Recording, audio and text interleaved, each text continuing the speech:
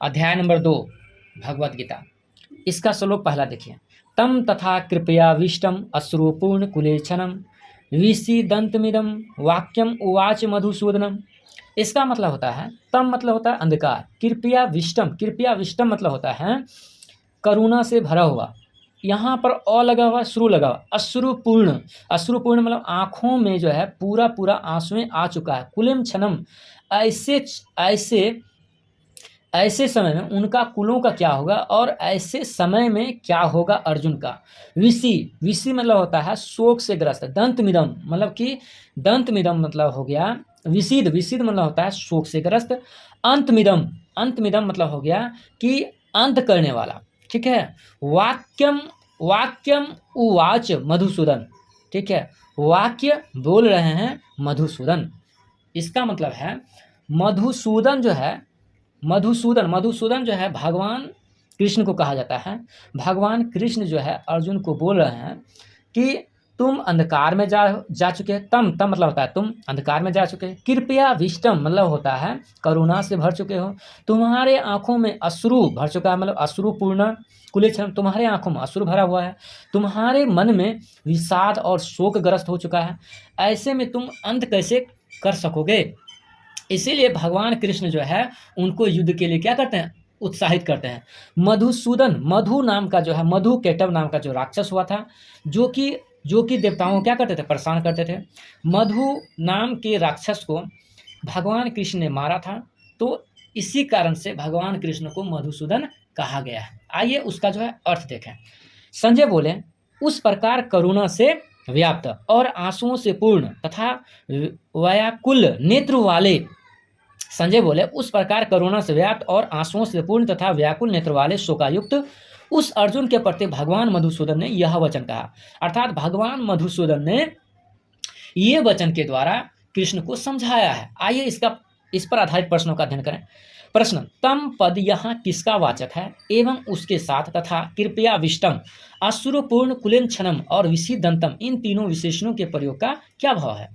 उत्तर, पहले अध्याय के अंत में जिनके शोकमग्न होकर बैठ जाने की बात कही गई है, उन अर्जुन का वाचक यहाँ तम पद है और उसके साथ उपर्युक्त विशेषणों का प्रयोग करके उनकी स्थिति का वर्णन किया गया है।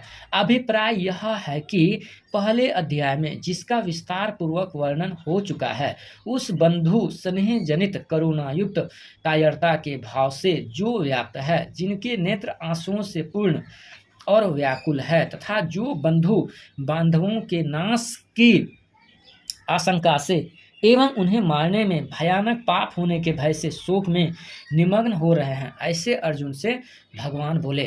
फिर से पढ़िए क्वेश्चन को, क्या कह रहा है। प्रश्न, तम पद यहाँ किसका वाचक है एवं उसके साथ और कृपया विष्टम, अश्रुपूर्ण कुलेक्षणम तथा विषीदंतम, इन तीनों विशेषणों के प्रयोग का क्या भाव है। उत्तर, पहले अध्याय के अंत में जिनके शोकमग्न होकर बैठ जाने की बात कही गई है, अर्थात किसके विषय में कही गई, शोकमग्न, अर्जुन हुआ था शोकमग्न, उन अर्जुन का वाचक यहाँ तम पद है, मतलब कि अर्जुन जो अंधकार में घिर चुका है और उसके साथ उपयुक्त विशेषणों का प्रयोग करके उनकी स्थिति का वर्णन किया गया है। ठीक है, किसका स्थिति का वर्णन किया गया, अर्जुन की स्थिति का वर्णन किया गया है। अभिप्राय यह है कि पहले अध्याय में जिसका विस्तार पूर्वक वर्णन हो चुका है, उस बंधु स्नेह जनित करुणायुक्त कायरता के भाव से व्याप्त है। अर्थात कौन, तो अर्जुन जो है स्नेह जनित, मतलब कि ये मेरे बंधु भाई हैं, उसके खिलाफ मैं शस्त्र कैसे उठाऊंगा, तो उसमें करुणा की भाव आ गई है, दया की भाव आ गई है।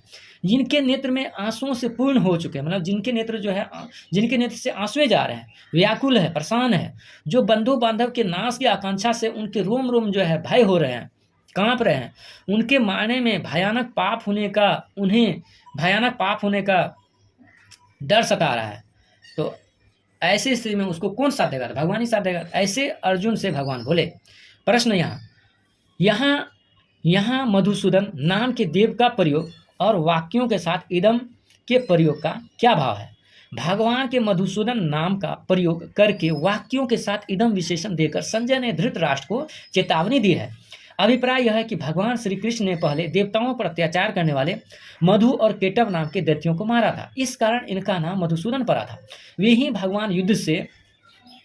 भगवान युद्ध से मुंह मोड़ने वाले अर्जुन को समझा रहे हैं अपने वचनों द्वारा।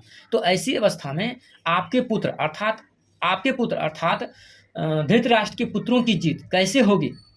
ठीक है, क्योंकि अर्जुन जो है मधुकेटव नाम का राक्षस को मारा था, और अर्जुन और भगवान कृष्ण जो है इतने मोटिवेटर हैं, तो भगवान कृष्ण जो मोटिवेट जो अर्जुन को कर ही देंगे कि इनके खिलाफ जो है ये अत्याचारी है, इनके खिलाफ तुम शस्त्र उठाओ और इसका नाश करो, क्योंकि आपके पुत्र भी अत्याचारी ही हैं और अत्याचारी का नाश करना तो भगवान का काम है।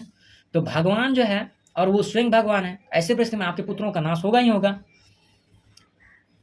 पुत्रों को इसीलिए आप अपने पुत्रों को समझाकर अब भी संधि कर लें तो आपके पुत्रों का जान बच जाएगा और उनका कल्याण होगा, अन्यथा आपके पुत्र मारे जाएंगे। दोस्तों, जो भी श्लोक सुन रहे हैं, पढ़ रहे हैं, मेरे समझाए गए या मेरे बोले गए पर आप लोग जो है ध्यान दीजिए। कहीं पर कोई गलती होती है तो बताइएगा कमेंट सेक्शन में, और लाइक शेयर सब्सक्राइब अवश्य कीजिएगा। धन्यवाद।